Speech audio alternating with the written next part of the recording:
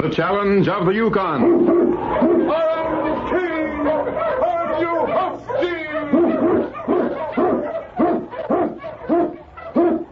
Husky! King, the swiftest, strongest of Eskimo lead dogs, blazes the trail through storm and snow for Sergeant Preston as he meets the challenge of the Yukon.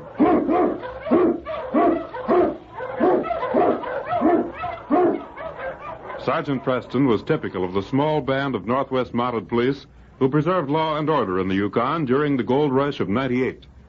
That was the year that brought over 50,000 men swarming into the Klondike region, and the greed for gold led to frequent violence and bloodshed. But in spite of the odds against them, the force preserved a splendid record in maintaining the right. The challenge of the North was answered, and justice ruled triumphant.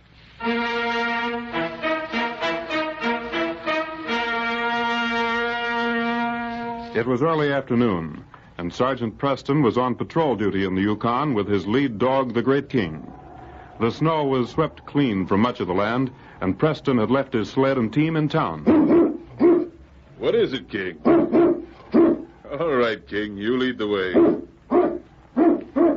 He's going after something, but I can't make out what it is. He's following a scent. It'll be a good idea to see what it leads to. All right, boy, I'm coming. Yes, I see, King. Footprints, huh? Oh, that's strange. Snow's partially covered those tracks. But it's worth investigating. The wind swept this land clean. The tracks stop. King, old fellow, you'll have to lead from here on. That cave over there?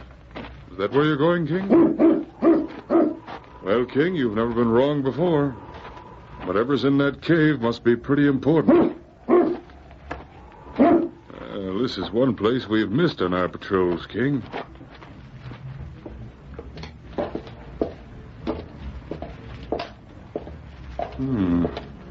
Here's some wood. Someone uses this cave. But what for? Well, look at these pelts. Fox, lynx, beaver. Why, they're beautiful. Trapper who uses this cave for a storeroom has certainly got a fortune in furs. One man couldn't have... Well, this cave is full of pelts. Yes, King? What's over there now? Oh, I see. So this is what had you so excited, boy. Now, what would any trapper with these rich skins be doing with dog and wolf pelts? They have no value.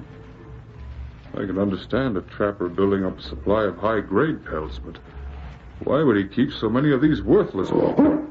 What is it, Boyden? Someone coming? Yes, King. There's something wrong here. We can't get out without being discovered. We'll get back at the far end of the cave. Here. Should be safe here. Now play dead, King. Play dead, boy.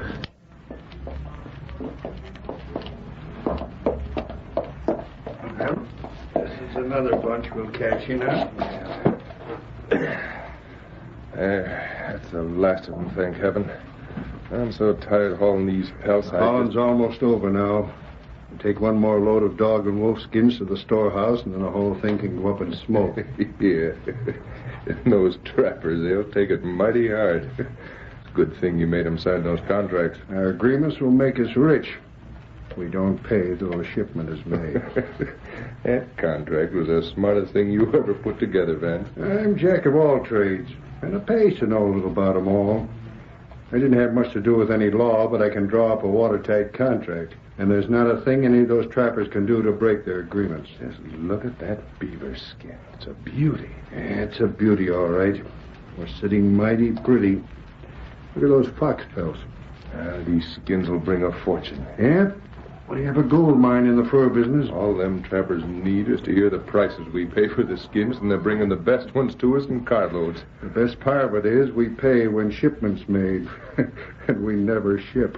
We can't tote these wolf and dog skins to the warehouse till dark, Vance. No, we might as well stay right here till sundown. I'll start a fire. Wait a minute. Leave that firewood alone. Let me listen. What's eating you, Vance? There's someone in this cave. Oh, who could be? There's someone in here, I tell you.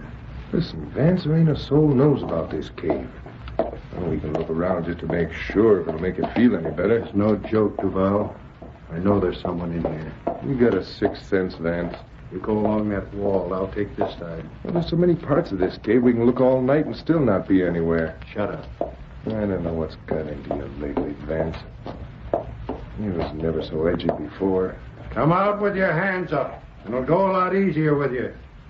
They ain't gonna walk into our arms, Vance. If there is somebody in here, you know that. And we'll search this cave till we find him. Come on. I don't know where he gets these ideas. Someone in the cave. He's taking this thing pretty serious.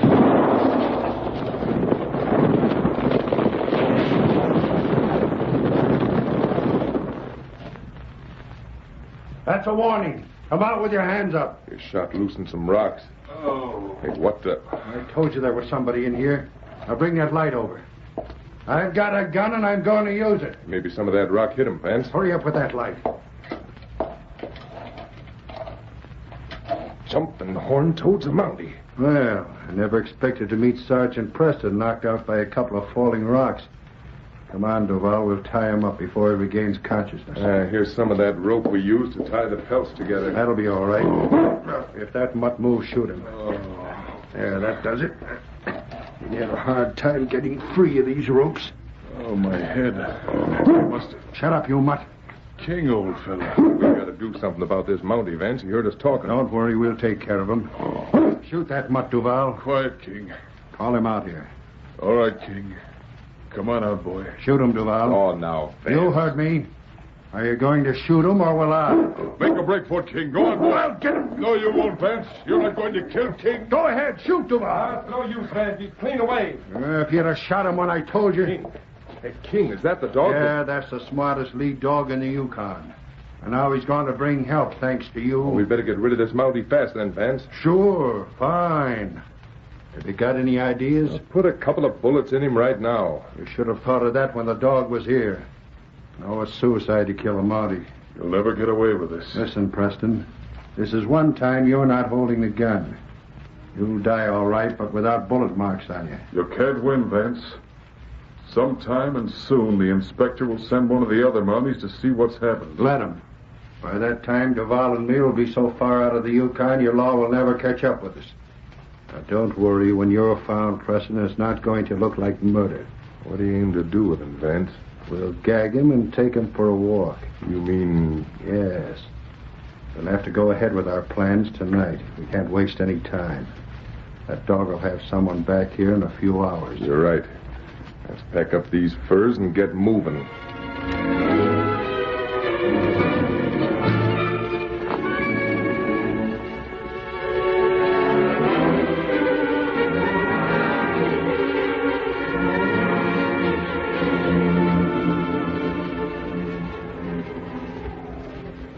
Late that night, with heavy packs on their shoulders, Vance and Duval sneaked into Machete and forced Preston at the point of a gun to go ahead of them.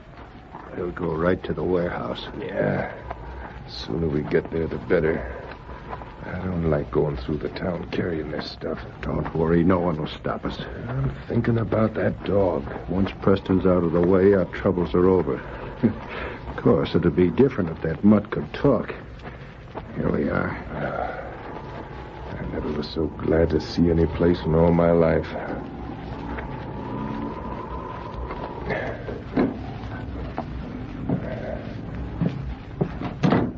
This Mountie was downright obedient. Throw him down on top of some of those worthless pelts, then tie his feet. All right, Mountie. You won't be able to move when I finish tying this. We'll put a lot of these dog skins around him. You figure We he's... want Sergeant Preston's death in the fire to look real. We want to be sure there's not a chance for him to get out alive. I get you, Vance. That way you can say he was caught trying to save someone from the burning warehouse, huh? Good idea. Someone in this outfit has got to get ideas. Come on, Duval. We'll put some of this oil around.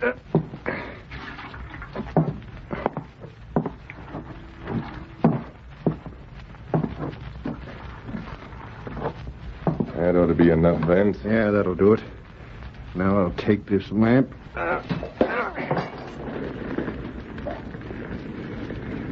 Those skins burn plenty fast. This place will be an inferno in 5 minutes. Less than that. Come on, let's get out of here. I don't want to be too close to this place when the fire is discovered.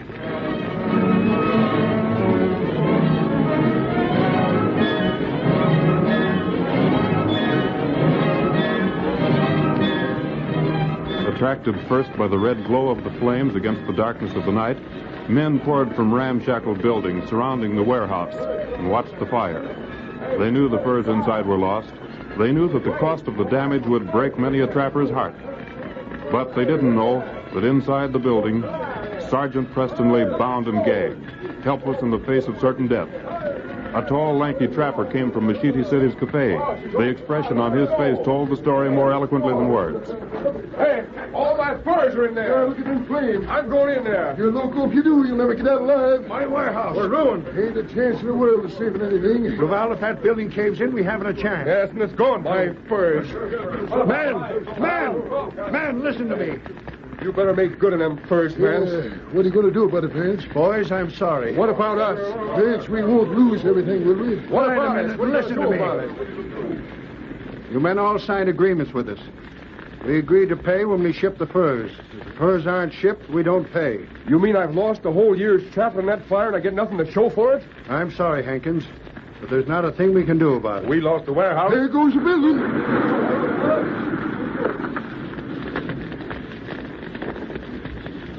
That does it, Duval. Preston's covered with red-hot embers by now. I gotta hand it to you, Vance. Well, Hankins, what was in that warehouse is just a hopeless loss now. You ought to give us at least a quarter of what our furs were worth, Vance. If we'd have taken them to Hudson Bay Company, we'd Well, have you gotten... didn't take him to the Hudson Bay Company. Why do you suppose you pay such high prices? We got competition to meet. We meet it the best way we know how, that's with highest prices. We don't allow a cent for any losses. You don't have to take a loss, Hank. Preston. No, wait, I'm seeing things.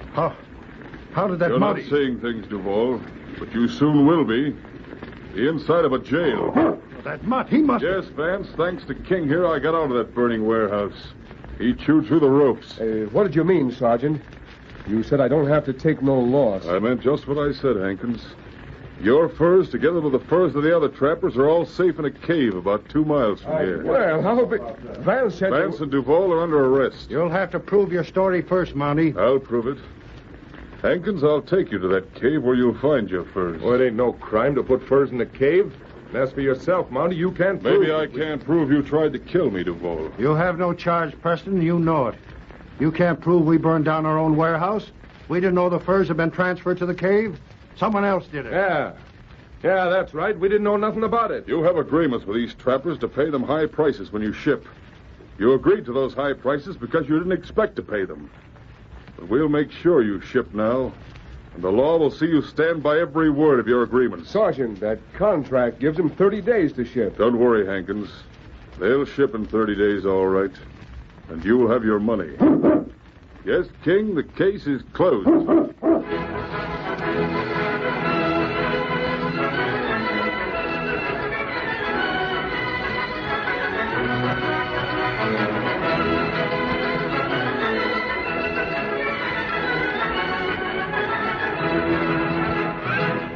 Upholding the motto of the Northwest Mounted Police, Sergeant Preston and the great dog King maintain the right and get their man. Don't miss their next thrilling adventure when they meet the challenge of the Yukon once again on Saturday at 6:30. On King! On you husky!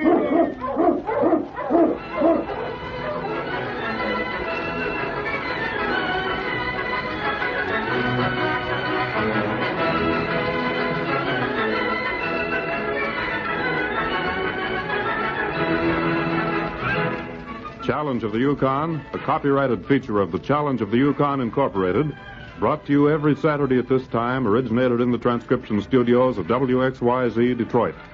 The characters and events in tonight's drama were fictitious. Bill Morgan speaking. This is the Michigan Radio Network.